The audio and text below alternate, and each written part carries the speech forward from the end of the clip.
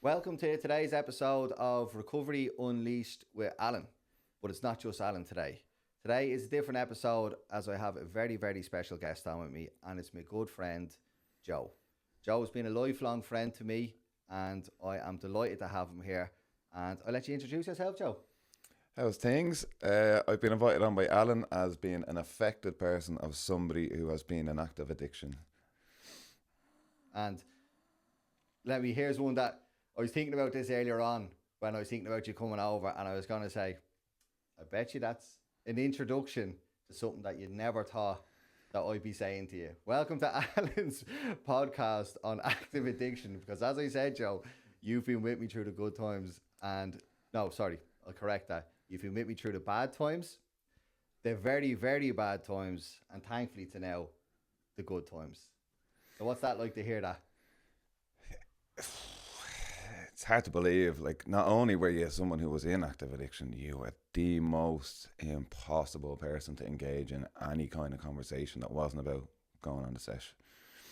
So, like, the leap from where you were to what you are now, it's madness to think that, like, probably of all the people that I known, and I would have known a lot of people over the years, you had the least emotional intelligence out of everybody. You couldn't talk about anything, honestly. It was so unusual. Even as somebody who worked in that field, that was my job, was to engage people in these kind of topics.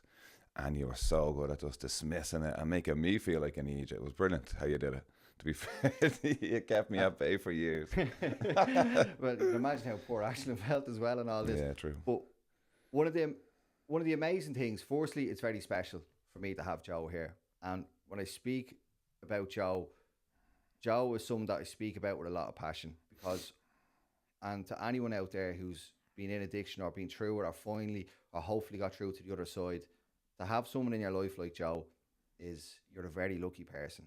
Like, a lot of the times that Joe was in my life, like all us addicts do, we don't deserve them. But whatever it is in Joe, and just the good-natured person that he is, he's one of the special people, and if you're lucky enough to have them, that actually stand by you the whole way. And through my addiction, and it's something that I'll always say thanks to Joe for, is not only did he support me, but he supported my partner as well. And like, what an amazing thing. And the reason, there's three things. Joe's not just coming here, let me point out. He is the guest of all guests who's not getting paid like myself either, because we're just doing this out of support and love for people. But the reason that Joe's so amazing to have on here is, so first of all, as I said, he's been with me through the bad, the very bad, and thankfully now the good times. And 8 months ago was it? You've decided. He's like, get it right. 7.5. Get it right. I thought you were my friend, Al. But 8 months ago, Joe decided to do 1 year no beer. Now, let me emphasise, Joe does not suffer from addiction. He's not an addict, but he's decided to do, and he's 8 months in, and it's no easy task. So that's the second reason that it's amazing to have Joe on here, because he can speak about me. He can speak about his own experience as a person, not in addiction, but who can actually who's trying to have a year sober and see what it's like. And then the third one as well is, and it's a very serious one, Joe works in the area of helping people and families and kids who are being affected by addiction, and that's an absolutely huge thing as well. But we won't go into all of them at first.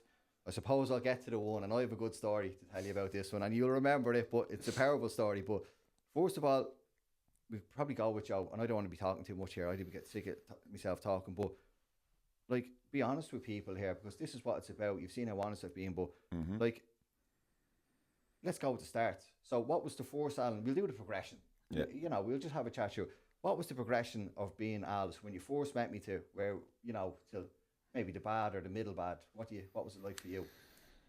Well, like, I remember the first time that we met. I think I'd walked into a house party and you were standing there. I don't know what you were doing, and we just got talking. I think I was heading out, and I just said, "Do you want to come with me?"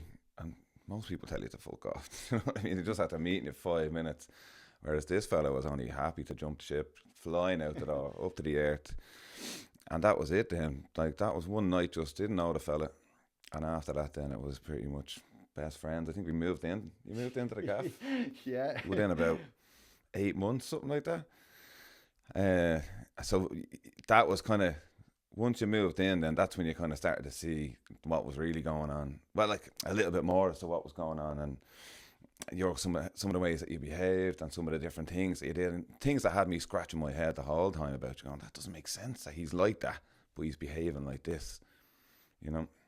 Yeah, yeah, and it's even when you think about living in the house, it must have been an absolute nightmare to live with. But it's the thing, and as Joe mentioned there, it's progression. Like from what I remember, like, and it was Joe who actually said this to me, right? And it was the way he explained it was like, and he said it at the start was there was like he knew there was a decent Alan, and the fat Alan that became friends with him, and the person that the two of us just connected. You know, when you just get that connection with someone, and we're like, we're pals. You know what I mean? We connect on something. But with Joe, Joe met that Alan, but as addiction slowly started to turn its cogs and get deeper and deeper. Like I remember Joe saying to me before, and it's so true. Why can't I speak to you about fucking Anton, man? You're such a weirdo. And at the time, I didn't know. I just thought he was just shouting at me. But it was actually like I couldn't see how bad I was. That like I was the most emotionally, and you've heard me talk about this. I was the most emotionally detached person. All I cared about, or say like Joe, and you can feel this one for me because you're the ones that didn't experience. But do you remember like what I'd be like in a party? But say you'd be going to bed normal time, 2 or 3 o'clock, depending on whatever it was, a Friday or Saturday night. What would I be like, Joe, when I start getting to use? I'll be going to bed and calling it like normal people do. What would I be like? Well, at first, to be honest, he was a lightweight that used to go to bed at 2 o'clock back in when we first moved in, and that was grand. And like he then used to die in bed all day on the Saturday. He used to drink Friday night, puke all day Saturday. His missus would be over, like rubbing his head and all that stuff.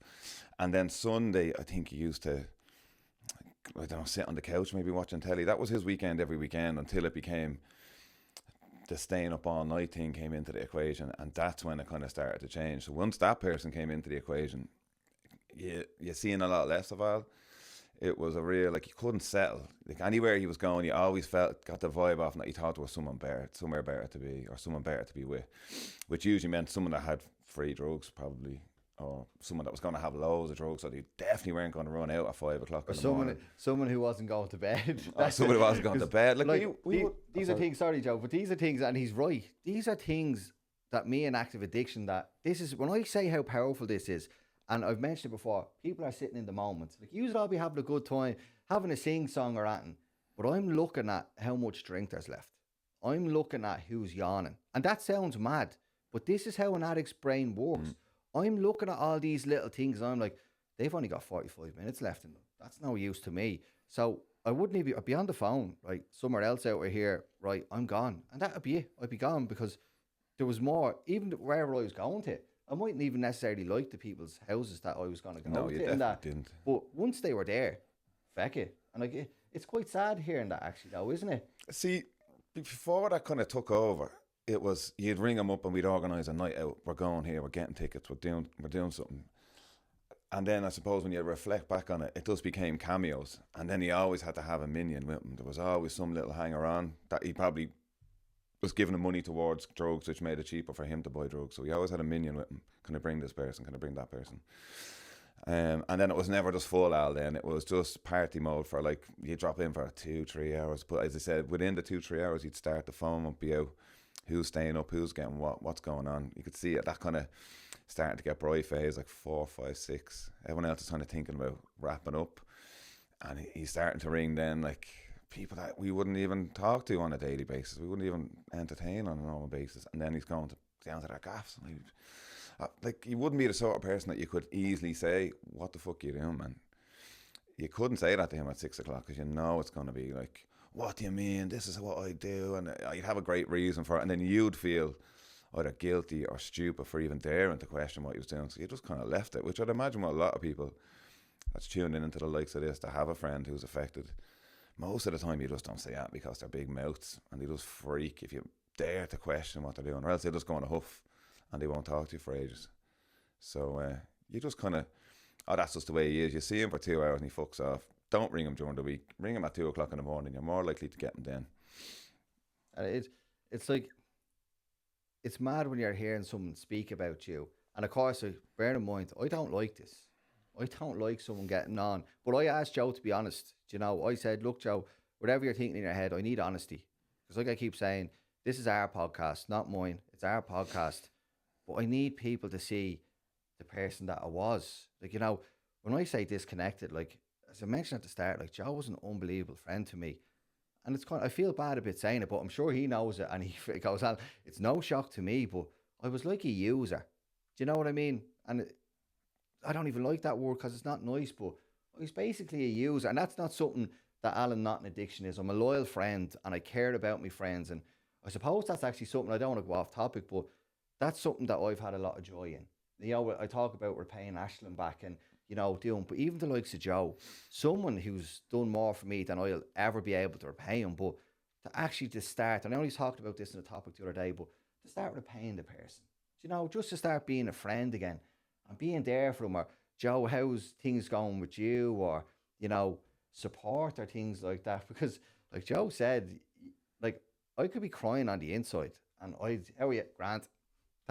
Mr. Grand, wasn't it? You know, He was always like a Club 1830s rep or something. He's like, bada, bada, bada, all this shy talk out of him. Like, and you knew, like, he wasn't doing fuck all. He had you convinced that you were boring when he was the fucking boring one. Like, he literally did nothing other than go to work and go and sit in a gaff talking shite to the same people about the same things, playing darts.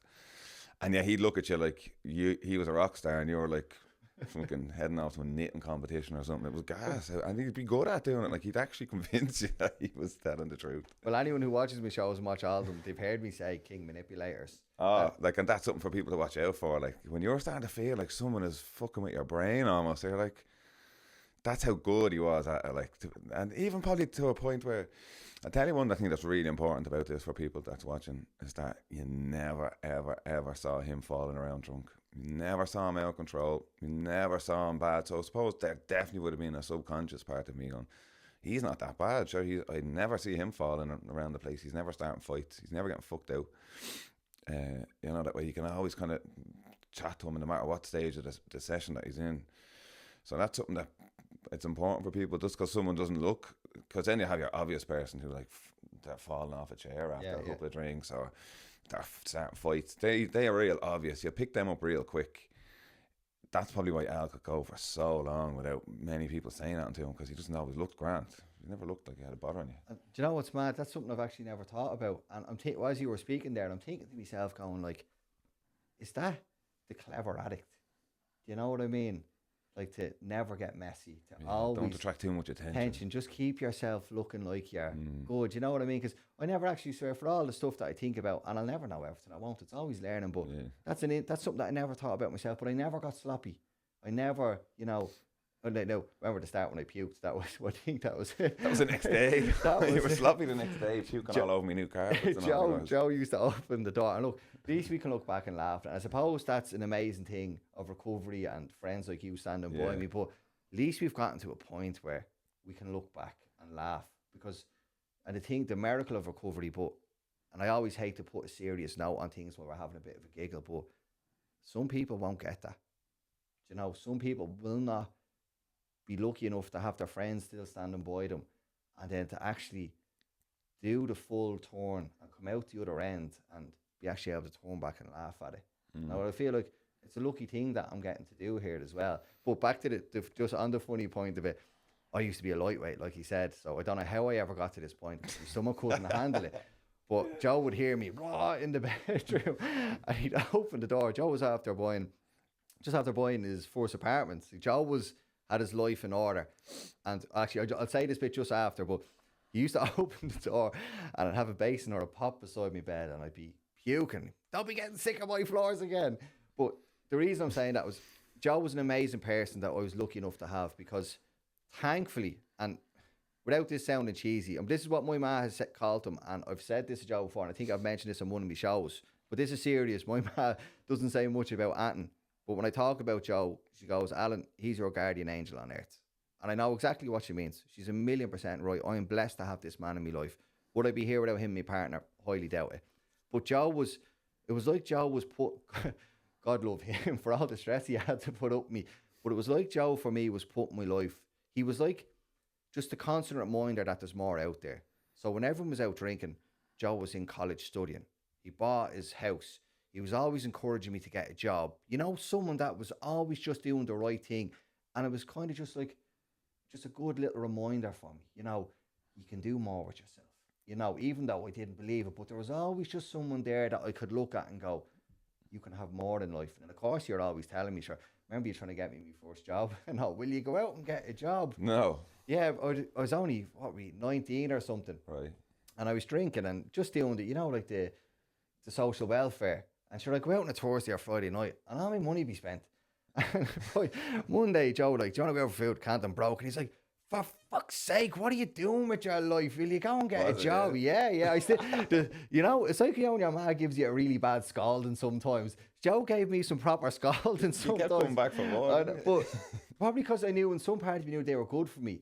But they were important because I still remember them. And I remember someone saying to me, you're better than this, you can do it. No. Yeah, I always remember thinking, because at the time you had friends that were on the scratch on that, which was fine. But I always remember thinking, he's way too smart for this life, just pissing around, getting his hair cut every week. What the fuck? Like, come on. And, like, frustrating or what? Like, frustrating.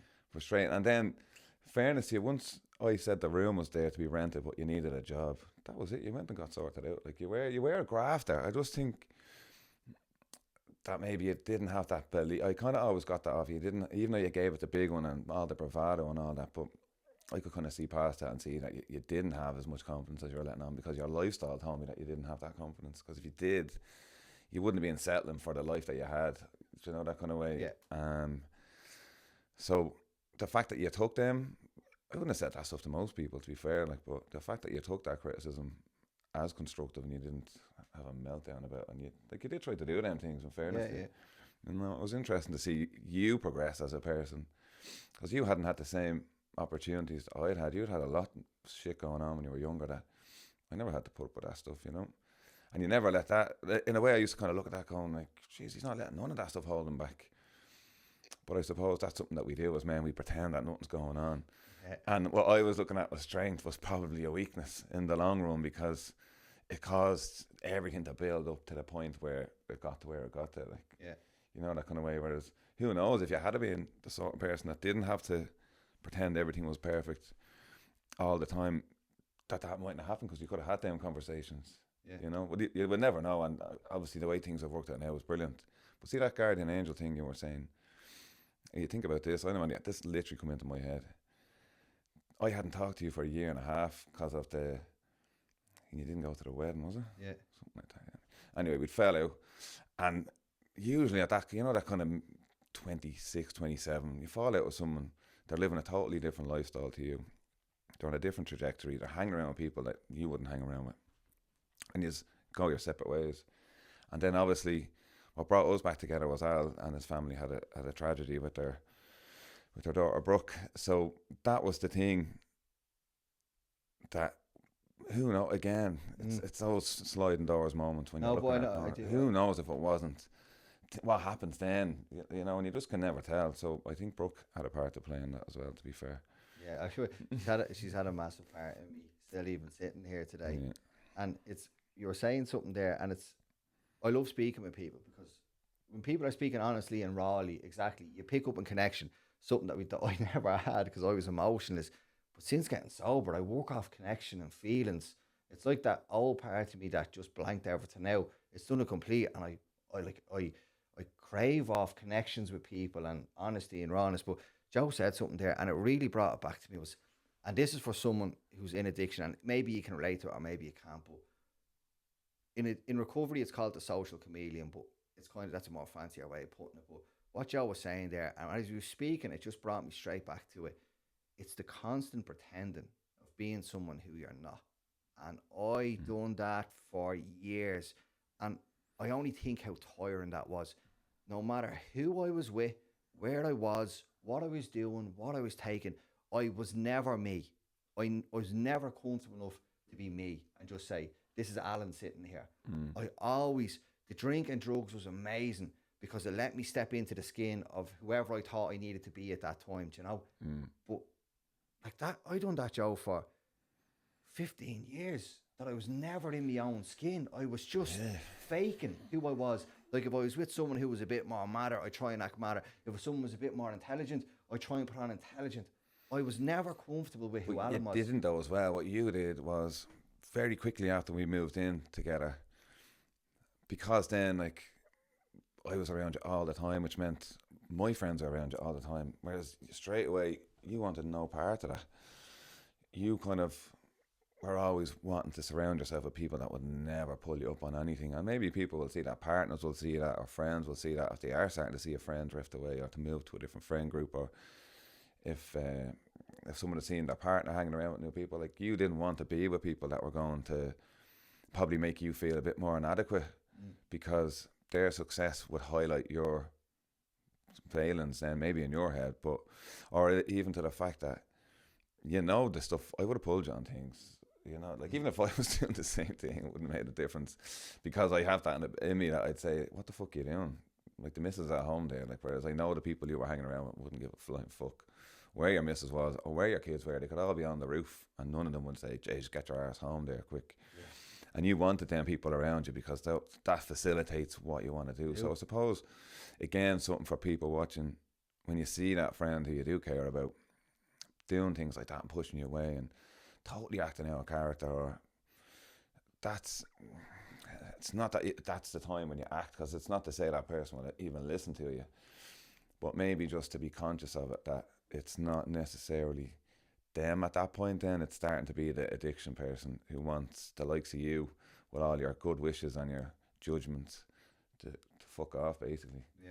Yeah, like, I definitely relate to that, Joe, because you're 1,000,000% right, and it's a fact, and I'm sure all addicts do this, is that you surround yourself with people who aren't going to question or make you feel bad about what you're doing, and they're going to do this. They're doing the same for themselves as well, because probably part of the reason that I tried to distance myself at times from me was because I didn't want someone drawing attention to what I was doing. Yeah. So, I didn't want someone to go, here, you're doing wrong, stop that, cop onto yourself. I'm taking drinking drugs. I don't want someone telling me, but making me feel bad about it. Like, yeah, you're going to feel bad enough the next day anyway. Yeah, like, I don't need to go around to this fella who's going to tell me truths, real honest truths, and hear them, because why would I want to do that? Like, that's what people need to remember in this as well. That, and I keep saying it, but addicts are selfish, manipulative people. I'm not talking about the person. I'm talking about the active addiction that's within the person. But yeah, it's it. And I noticed myself doing that as you were saying it, that everyone, you kind of just set your standards. And, no one within your group is going to do too well, or, not that, I'm not speaking bad, but because we all have a common interest, and that's drinking and using drugs. And if that's good enough for you, then, that's good. It makes you happy, or makes you don't have to question yourself. Do you know what I mean? Yeah. And I was thinking there as well, we're talking about powerful stories and things that people do. Well, I'm going to share the story here, and I'll just tell the story and I'll tell you how I felt after it. I think I've said this to you before as well, but so it was, when I went to treatment, and again, when I talk about someone being an amazing friend, I went to treatment, he was one of the people up there to see me. Of course it was Joe. Do you know? And still at the time, something I took for granted. I just expected people to be up there. I didn't appreciate that they were taking the time off work, giving up their own time, and enough that they were caring about me. It was more like, so, just, they'll do it because that's what people do. There was no gratitude in my life. But anyway, I'll try and make this one as short as I can, but it is a good one. So, when you're in treatment, one of the worst days of the week is, because you have to face up to stuff, but it's called Concerned Person Day. And on Concerned Person Day, you sit in a room, right? He's remembering. You sit in a room, and it's a really powerful experience, but it doesn't feel like it at the time. But so, say there's 6 clients in treatment, straight across on the other side of the room, 6 affected people. So it could be mothers, fathers, friends, whoever, but someone who you've affected through your addiction sits on the other side of the room, and they tell you their story, but you were not allowed to speak and you're not allowed to answer back. You sit there and listen to what the person says. And it's very powerful because, like I said, from an addict, you need to hear the other people's story, the truth of it. Yeah. Like, I have my own truth that I thought was, I'm fine, I'm grand, there's something wrong with me. But then you need to hear the other person's side of what you're really like and what we're putting up with. So anyway, and my mom went first, and that was quite emotional. But she just wanted her son to be better. Like, she's got, like, your mom, you never want to see your mom in treatment for you. But this is where addiction takes you. Something that, I never thought my mum would have to do for me. And the second person who came up was Ashlyn. And poor Ashlyn, she was more so just upset. She was just distraught. And she really had such hope that this time I was actually going to do it because I'd actually gone to treatment. I talked about it so many times but disregarded it because, it's one thing saying you're going to do something, and you've heard me say recovery is a program of action. But this time I was actually taking the action that I had to believe. But again, I'm only in treatment. I haven't really even started to treat my disease yet. But the sneakiness of my mind still there because I hadn't treated it. But I remember I kind of got away with it, for the want of a better term, with my mum and Ashlyn. Yeah, because they were people that would have been on eggshells around you, whereas I wouldn't have been. Yeah, well, like when they went in, so like there was other people, or I kind of just felt like I got off. They didn't give it to me as hard as I could compared to what I seen other people getting in. And now, addict sneaky mind, so I was like, my third concerned person coming up was Joe. I brought lube. Oh, well, so Joe came up, and I thought, yeah, Joe's my pal, sick mind. And he's like, he won't do me too bad, like, he'll be a good one. So I came up and he was there, thanks for coming up, Joe, give us a hug and all. And normally when you're in concerned person day, a counsellor sits on that end and a counsellor sits on this end. And they just kind of direct the conversation. Sometimes people are that distraught, they need a bit of help or, guidance to keep their story going because... It was emotional. Oh, no, it is emotional. Yeah, but it's heavy. People, this is their first chance that the affected people have had a chance to actually speak, to actually let to make the addict hear their side of the story. Because without interruption or guilt. Fuck off, what do you know? You know nothing about me. But anyways, get to the quick part of the point. I don't want to drag this on too much. Was Joe came in and I was like, grand. So Joe started off and he was like, I remember Alan when I first met him. He used to wear real colourful t-shirts. He was great with girls. He was that kind of guy that you wanted to be. And I was like, nice one, Joe. Everyone's going to think I'm great in here because I'm feeding my ego. I'm sick. Don't forget, just because I've gone to treatment, I'm still sick. And Joe was feeding my ego. And I was like, grand, I'm going to look great after this. And because the social chameleon's still there. Well, to say Joe spoke for an hour and roughly 10 minutes. It's that long. Straight. And the counsellors didn't have to interrupt. Well, not interrupt, but didn't have to give him any guidance. When Joe started talking, Joe didn't stop. Now, I won't go into all the detail of it because I don't want to waste all the time in the podcast, but I remember when we were done, we walked out and I felt like I'd been battered. And I was like, do I give him a hug or do I call him a prick? Yeah. And even when he drove off home, I was down having dinner going, shell shocked. That fucking wanker's after a nut. You're after breaking me ego, letting people see the real Alan that I didn't want to be seen. But I was eating me dinner and I was in shock going, fucking wanker. But the whole point of this was, and I'll never be able to thank him enough for this, it was one of the most powerful things that I ever needed to hear in my life. Someone just giving it to me fucking raw, where I couldn't speak, manipulate, or weasel me way out of it. I had to sit there and listen to someone who cares about me and tell it exactly like it happens. But it was powerful. Absolutely delighted. So to actually get that, to have someone to come up and do that for me, that was absolutely amazing. So thank you again for that. But that's something that goes to the grave with. And look, that's a big day. The day, obviously, that we went up and you're in the room, you've been in the room for days taking drugs. That's something I really remember. But even thinking on the way down to the Rutland, and he must have rang me to ask me to come on and do it. And I was like, it made sense, obviously, that I'd been there from the start. And obviously, I worked in that environment as well, where I could probably have something decent to say. And I remember thinking, what the fuck am I going to say? Like, he didn't do it to me. Like, it was that poor Ashlyn when she got it. And his mum and his kids. Like, that's who I was kind of thinking. I was like, at the end of the day, I wouldn't have that. Someone, like, bringing me down with them or dragging them down. Like, obviously, you try to help somebody, but you have to have that barrier. You have your own shit that you have to protect. But going up that day, I was like, what am I going to say to this fella? I would have known nothing about his past, or like, that's how long I knew the young fella years, and you didn't know anything about his childhood, about where he came from, anything like that. I knew about all his ex-girlfriends, all right, and all the holidays and the nights out that he went on, but didn't know anything serious about him. So when going up, what the fuck am I going to say? So I had obviously a few things like he missed me wedding. I was like, I'll krill him on that one, I'll get him on the wedding thing. It wasn't until you stand up in that situation, because anybody who's, I suppose, surrounding or is around an addict in active addiction or even in recovery, you'll notice that, like, it's mostly all about them, keeping them sweet. Don't say anything that's going to piss them off, and you're not really in the zone of being upfront with these people because you're pissing around them all the time because you don't want to say it and it's going to upset them or whatever the impact is going to be. So it was mad when you got up there and the floodgates opened. Just bam. Because like I'm an opinionated person at the best of times. But I suppose with him, that part of my character didn't really come out because we just kind of had a friendship that became on a level of just kind of a party, bumping into each other at parties friendship. But at the same time, we also had those connections of living together and being through a lot of stuff together. So to stand up and for it to go on for as long as he said, I was thinking, I'm not going to fill 10 minutes talking about this, but that just goes to show you as well, like the amount of stuff that you're making excuses for somebody, the amount of stuff that you're overlooking, that's become so normal to you that you don't even see it as a thing. It's only when you're standing in, you really are honest with yourself, going, this fucker's taking the piss out of me. You know, that way. So, yeah, it's okay to feel like somebody is tying you up in knots because that's what they're doing. That's the manipulation part of it, and that's what they're brilliant at. But like madly for me, I used to be going, if he's so good at doing this, imagine what else he's going to be good at. And always in my head, I was like, he's managed to keep this going with a full-time job, just about the whole way through, making half decent money, and always had a little scam on the go or some little scheme or doing a hell and back. It always was enough to keep you thinking that he was all right and keep me thinking he was on track. He'd get the body looking well for a little while. Then he'd slip again, and nothing was consistent, but it was always just enough to kind of keep people at bay, you know.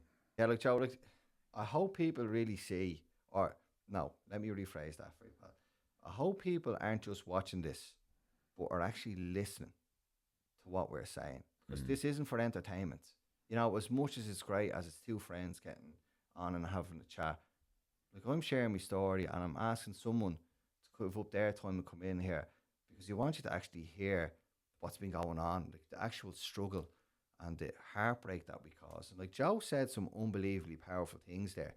So like I do hope that people, I don't want it to just be an entertainment, you know, where we're having a bit of fun in that. But like Joe, what Joe said there was really powerful. So like I do hope people pay attention to that. But there's another thing. I don't want this all to be about me. As an addict, I'm too used to taking up all the time. You know, it's always about me, but I'm an addict in recovery now. So the next thing that I wanted to bring up, and this is something that Joe's, just another amazing thing that Joe has been able to do. So we were disputing 7.5 months, 8 months earlier, but Joe decided to give up the beer 7.5 months ago, and he stuck to it.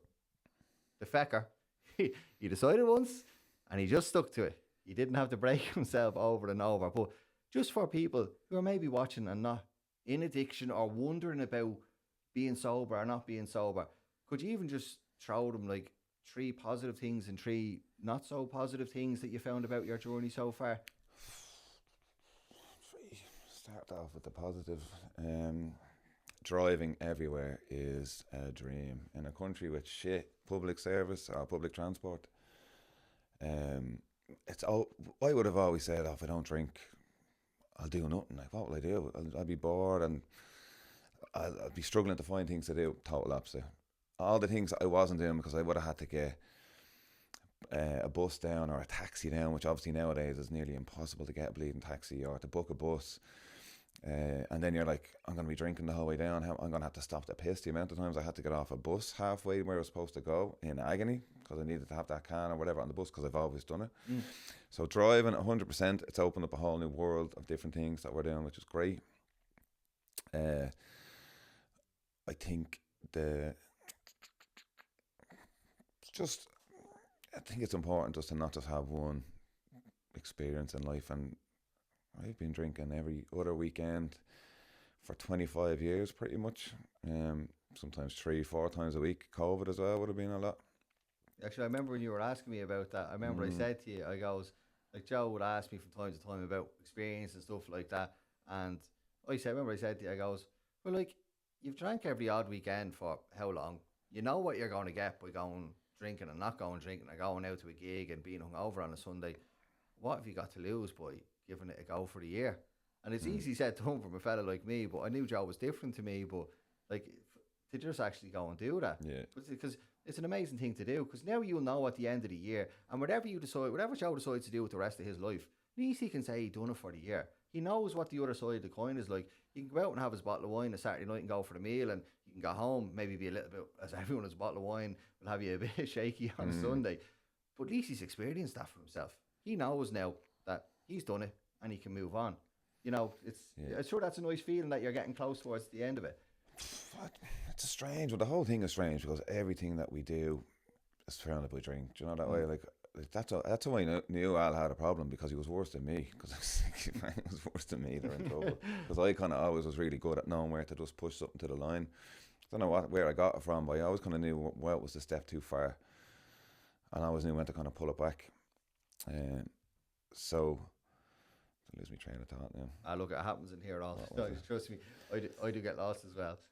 What was I talking about? So when you're saying you're giving up the beer and you're like, oh, you were saying the tree. You wanted the tree positive. things, yeah. Oh yeah. So yeah, just getting to see what it's like to just do something different. To have to come out of your comfort zone. Like, I'm never going to run a marathon or do that hell and back thing, or I don't know, whatever people do these days. Fucking ultra marathons.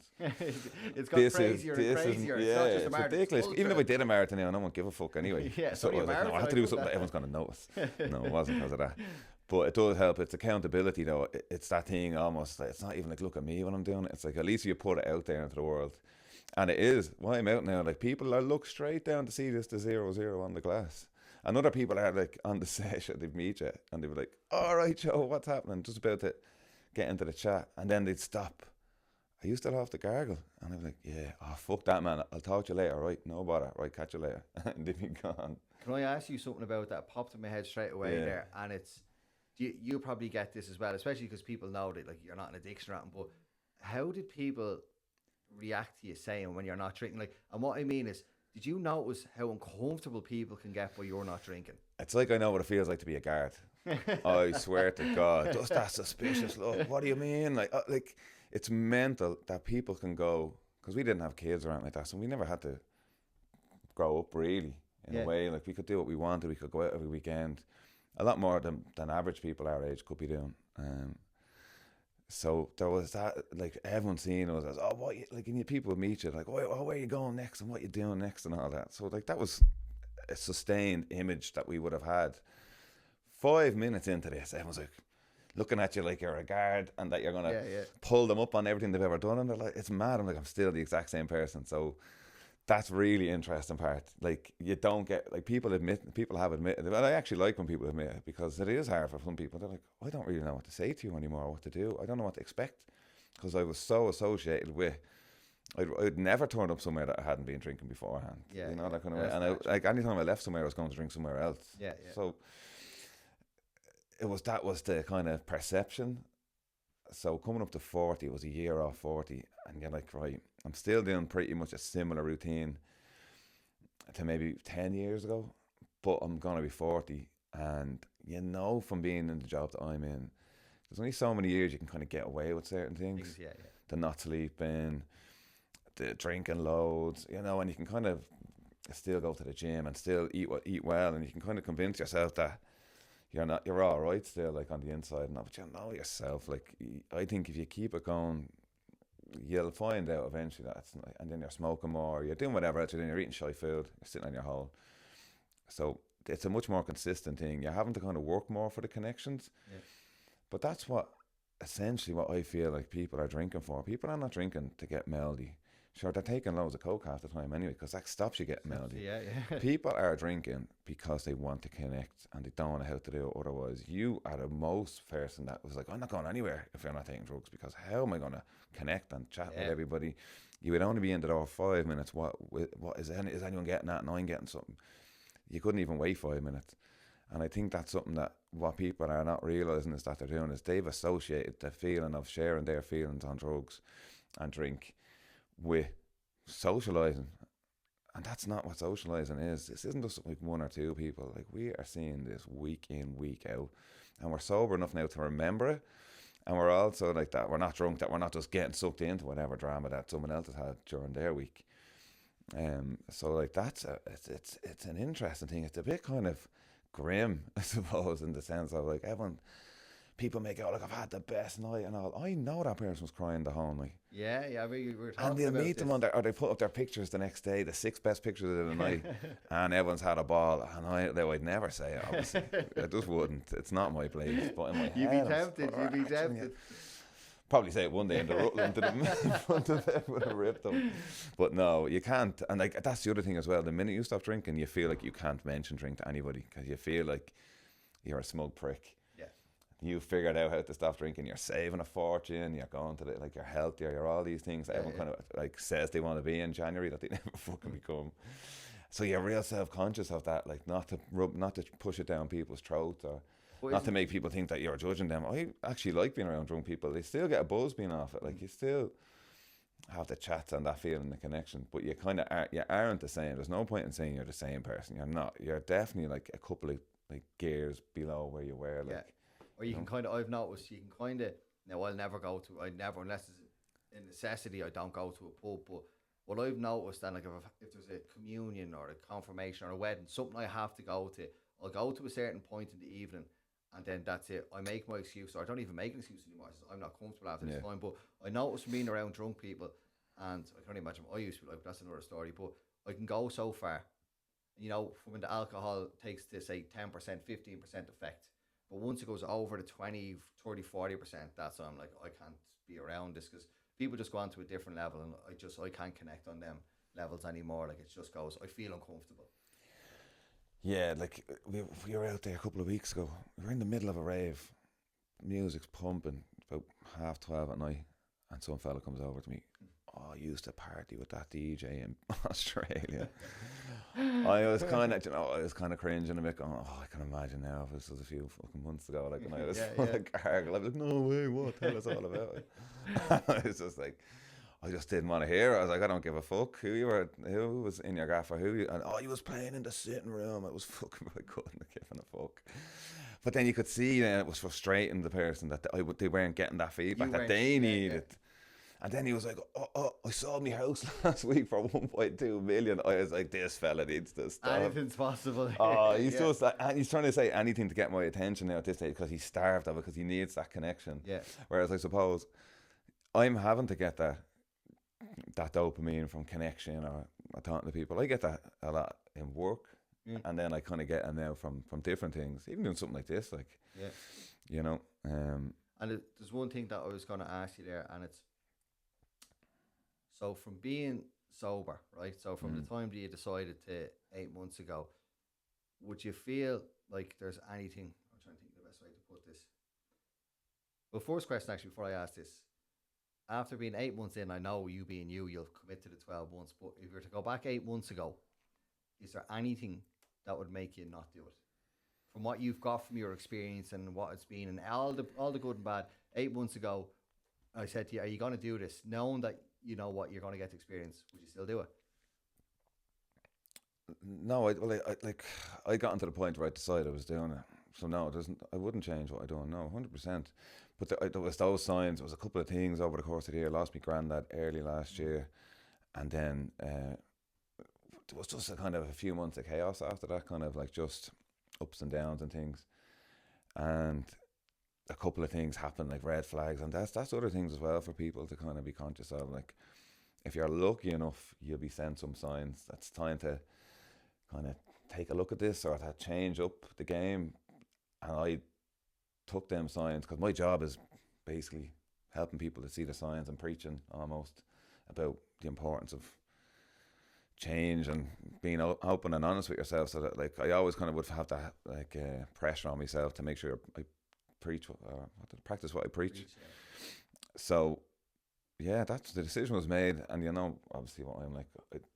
If I say something, I'll have to do it then because I won't say I'll do very many things. Like I won't put myself out there often, but if I'm saying I'm doing it, then I'm doing it because I needed to know for myself what this was like.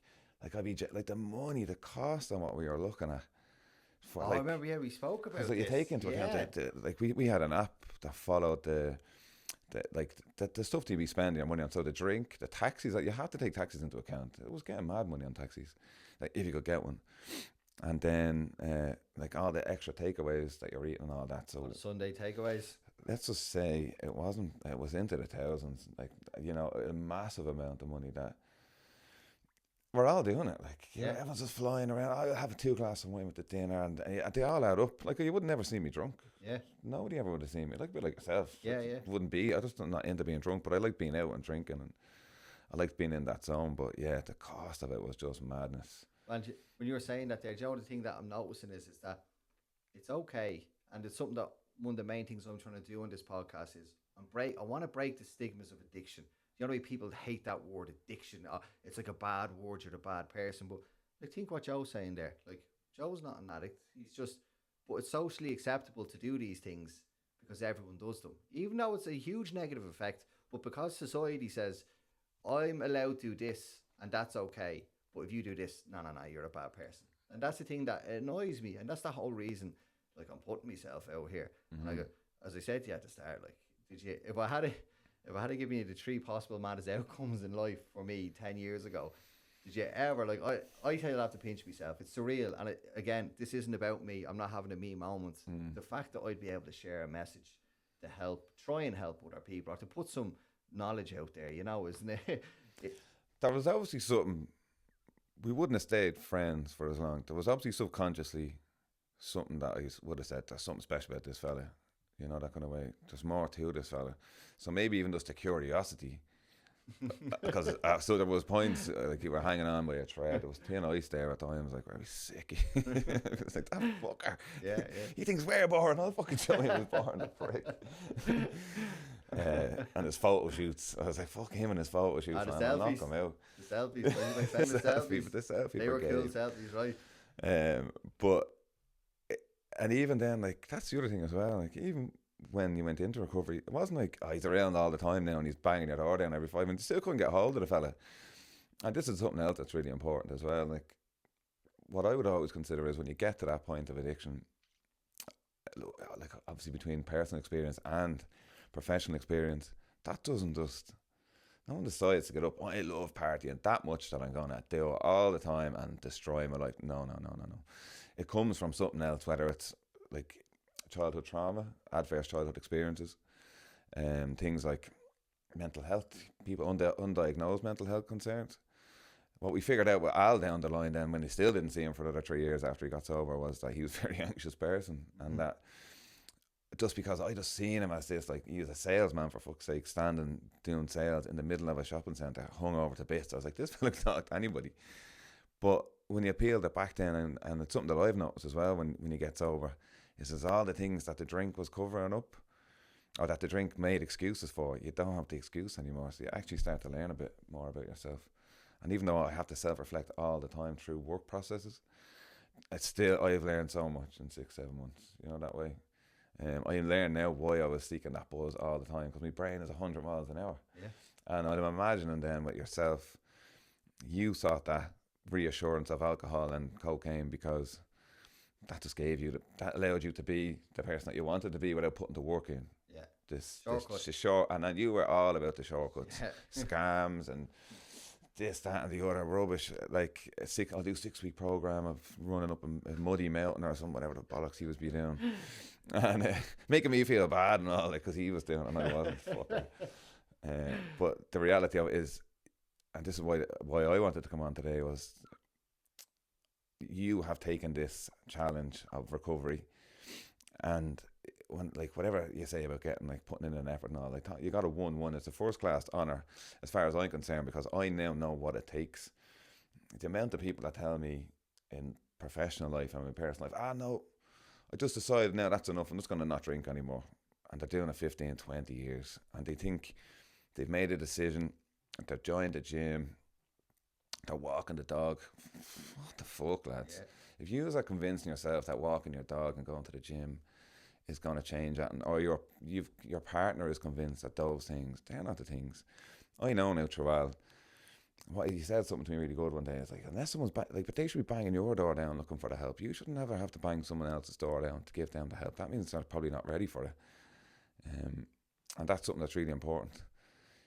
It's that kind of, fuck it now, I'm about to lose me train of thought. And Joe actually said something to me, and along your journey, people will say stuff to you, and it might be Like it might just be general chat to them, but Joe said to me before, and it was a wow factor for me because, like I said, Joe is always someone. Sorry, I was moving away from the mic there. The producer will be shooting me in the head. I'd see bricks hitting off the back of my head here. But Joe said to me, and I was just like, wow. For me, like just a humbling moment, not ego, but Joe used to ring me for advice. And one of the things that he was going to mention there was he had a person who was sober. God love him, he's no longer with us. And that's addiction again, as much as it's not nice to say, but he was getting sober himself and staying sober for, he's sober 3 weeks, 4 weeks. And I goes, but Joe, that's just willpower, mate. And he goes, what do you mean? And I says, he's managed to stay sober, but the sickness is still there. And I've just done a podcast on this.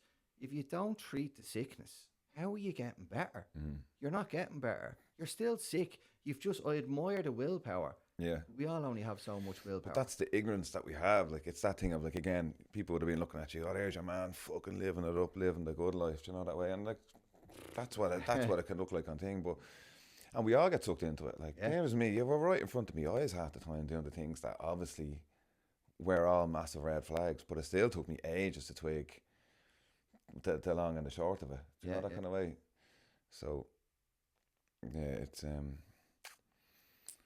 it's been a roller coaster one, but like I said, that was just an unbelievably humbling one for me. Someone that I always held in high regard, and Joe, who's amazing at his job. He's probably underselling him a bit here of like how dedicated and caring he is in his profession, but to actually say to me, Alan, if I want truthful and honest advice about addiction and what actually works, I go to you, not to people in my profession with years of experience. And I nearly remember it for word because I repeated it to myself because it meant so much to me.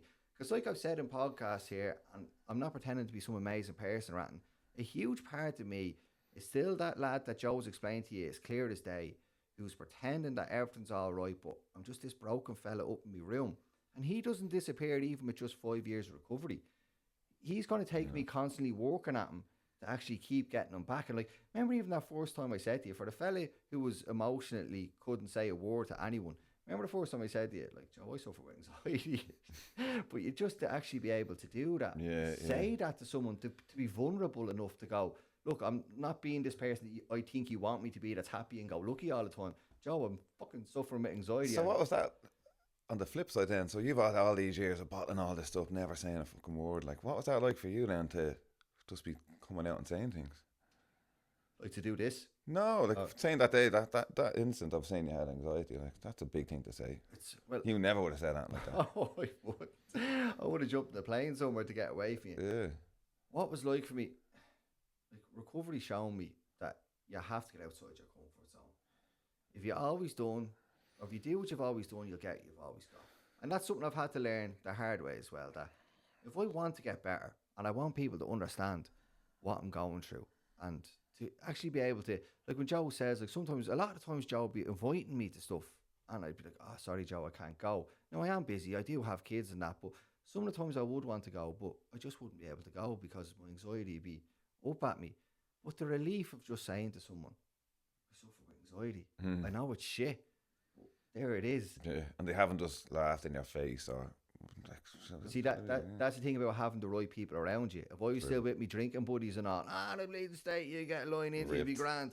But when people actually cared about you and live in the real world with you, you know, that's the amazing thing on it. And the last thing, Joe, just if you want to, just before we wrap this up, because I know you're probably getting tired listening to me as well. You've listened to me for the last 18 years, pal. But on your profession, just in your profession wise, is there anything that you're noticing for people in addiction or families or members or anything affected like that of what's actually going on with addiction? And for the people who are watching our show and they're saying, addiction, this and that, I want people to realise, who have their head buried in the sand, of how much it's actually out there and what it's doing to Ireland and the wider world. Yeah. Well, not so much in this job, but in a previous role that I had, I was working with young people that were going into Overstown. So I was like a bail supervisor for kids. I'd say I must have had, over 4 years, maybe about 40 cases, 45 cases. The common denominator, and it's really hard to get sent into jail in Ireland as a kid. Like, it's not easy. You really want to be taking the piss. Common denominator for every single case was cannabis and ADHD. So that's something, I suppose, that's important, that people just constantly say it's grand smoking weed, it's all good. It is all good. It's like gargling. It's grand smoking weed if you have a handle on it. It's not grand smoking weed if you have to smoke a joint the second you wake up. That's just pure weed. There's not even a bit of tobacco in it. That's not grand. It's grand. It's not grand if you can't get up for school the next day. Because what I'd always say to the young people that I'd be working with, well, the first thing is you can't get addicted to weed because that's what Snoop Dogg and everyone has told you. Fuck's sake, he's giving me a load of work, that fella, to be fair. But I'd always say to people, like, an addiction is something that affects your life. That's it. It starts negatively affecting your life, whether it's your relationship is fucked because of it, you can't get to work because of it, you're broke because of it, you owe money because of it, you're getting arrested because of it. These are things that affect your life. You're not just like going out on a Friday night, smoking joints, coming home and going to bed and it's all good. You're having to rob to get that money. Like the kids I was working with were robbing £100 a day to pay for their weed. So that's just one thing I would point out. Second big trend that we're seeing, which is a terrifying trend, but it's just important when I think for people to see that it's not always the obvious thing that you think of when you think of addiction, but it's pregnant women.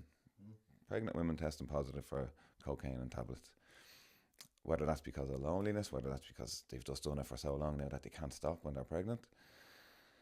And again, people are probably going, that's the most disgusting thing I've ever heard. Oh my God, it's so easy to judge.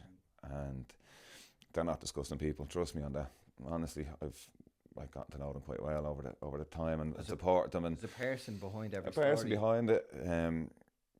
Some of the ways as well that people living in certain areas, how they're kept in that grip. I wouldn't go into it because it would obviously be too much information to give away, but I've heard some ways that the drugs are distributed to people to keep them in addiction that will absolutely blow your mind. And another one, maybe a last one. What I am noticing is that cocaine was really the big deal for a long time, and the trends and that seem to be dropping down. But the people that are left still doing it are kind of hardcore, and you're starting to hear now stories of people that are our age where their noses are collapsing. Like that was only the people on the telly. Now it's like, your man used to be. Remember your man used to be on the pub with us, and he was dead. Yeah, him. You'd be like, no, like, you know what I mean? I hear mad stuff like that. So I think just for people who have people in a situation where you are worried about them, or that they've made you feel for so long that this is totally normal, we're all having a great time here, what are you whinging about? Don't be afraid to talk out, and say something, and even just start this, what we call it in the last show was disrupting the behaviour. Don't be driving down to the shop to get them the bottle of vodka. Make them go themselves, because they're making you go because they don't want to go out in the cold. You were a devil for that. Like, you had people running around after you the whole time. You'd have people tortured, ringing their phones, but then you couldn't get them all week. But if you wanted something off you at 3 o'clock in the morning, you get 400 missed calls and they knock on your door. Things that, like, every behaviour that you're seeing with an addict is meant to piss you off and push you away, because that's what it does. It isolates you. It leaves you with only people that want, like, to absorb things off you, to take from you.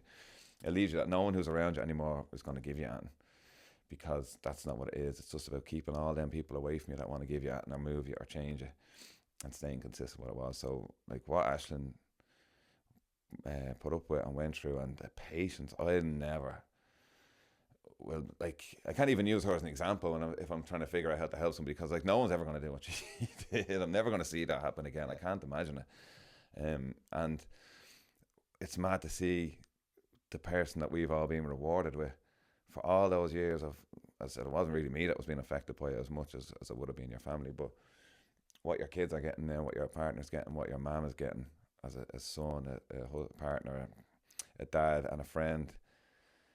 It's mad how quickly you'll just forget all the stuff that addict did when they were sick, when you start seeing what the real person coming through. So I suppose for people just to keep the faith, don't try to protect them or make it easy for them to do. The quicker you make it hard for doing it, whether it means putting them out or whatever it is, because the outcome will come quicker if you act quicker and stop kind of putting your head in the sand about it. Firstly, on that one, I can't say anything more powerful than that. And the reason for the people who struggle with addicts and things like that, that is a person who is not an addict. That is a person who works in a profession that helps people, who's giving you a clear insight.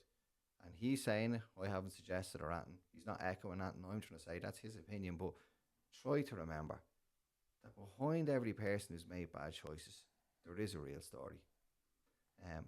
We're going to wrap up the podcast, the show for today. But firstly, very important for me to say, and I want to say this to Joe, in front of everyone, I thank you for always being the amazing person you are. Without your help, and Ashlyn as well.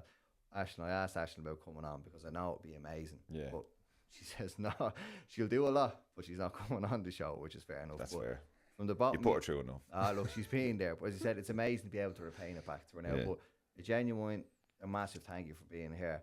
To the people who are lucky enough to have Joes in their life, I suggest you appreciate them, because you know if they don't hang around, you don't know where you'll end up. So if you have a Joe in your life, or you have someone who's backing and you supporting you, try to see them for what they are, because they don't have to stay there. Don't take them for granted. And the last thing I'm going to say was, it was an absolute privilege to get to do this. You know, for someone who's been on the journey and where they've began and where they've got to, like I said at the start, in my wildest dreams did I ever think I'll be sitting here telling me story about addiction with a lifelong friend, you know. But this is the miracle of recovery. This is what's on offer. Maybe you don't have to be mad like me and go and tell the world on a podcast, but this is the type of stuff that's on offer for you. Whatever you want to do, you can do. But it starts with the first bit of getting honest with yourself and saying, I need help. That's it. And whatever your wants and dreams are in the world, they're there for you if you put the work in. And on that note, I'm going to wrap it up with, never be afraid to unleash your own recovery.